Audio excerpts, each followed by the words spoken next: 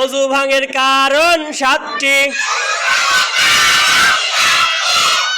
পায়খানা পেশাবের রাস্তা দিয়া কোনো কিছু বের হওয়া, মুখ ভরিয়া বমি হওয়া, শরীরের কোনো জায়গা হইতে রক্ত পুষ পানি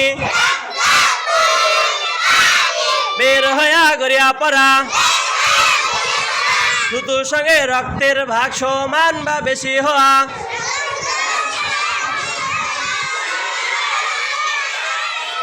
চিত বা কাত হইয়া হেলান দিয়া ঘুম যাওয়া,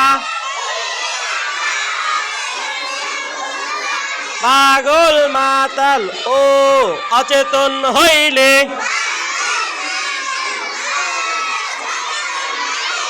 নামাজে উচ্চস্বরে হাসিলে, পায়খানা